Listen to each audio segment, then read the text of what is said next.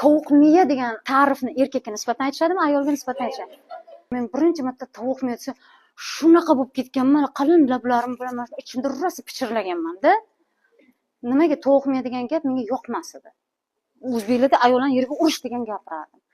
Keyin Nurjahon dedilar ustoz. Bilsam tovuq miyalik nabarot zo'r ekan. Juda yaxshi xislat ekan. Nimaga? Bugun o'rtog'im bilan o'tiribman. Bitta oyog'im kravatda osilib, o'rtog'im kelganida qishloqda, Baxmalda o'tiribman. Tovuq kelyapti. Kunni issig'ida keldi dedi. Shuni oldimda otib yubordim oyoq kiyimni dedi. Uchib ketdi, yana 2 minutdan keyin yana kelib turibdi dedi. Oldimda pishdi dedimda oyog'im bilan nima qildim, yana uchib ketdi dedi. 4-5 marta qatnadi boyaga dedi. Men uni haydayapman. Men haydashdan charchadim. Deb kelib turishdan charchaman.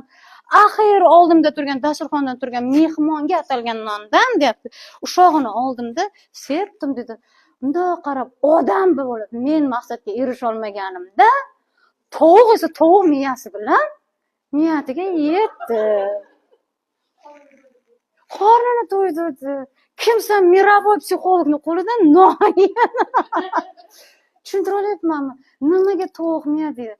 Tovuq hech ham xafa bo'lmaydi. Haydab borsa yana birpasdan keyin miyasi kichkina uni. Voy o'tgan narsani bilmaydi-da, kelib turib qiladi. Biz ham xuddi shunday. Agar bir marta bizga yo'q desa, biz erkakchasiga shunaqami? Shunaqami? Endi ham tomosha qilasan. Men o'zim eplayman.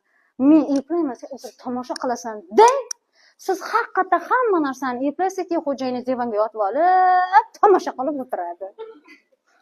Tushuntirib beraman, undan ko'ra tovuqqa o'xshab bir hozir yo'q degan vaqtda hopping degani keyin yana birpasdan kelib turing, любой narsaga erishasiz. Kayfiyatlar qanday?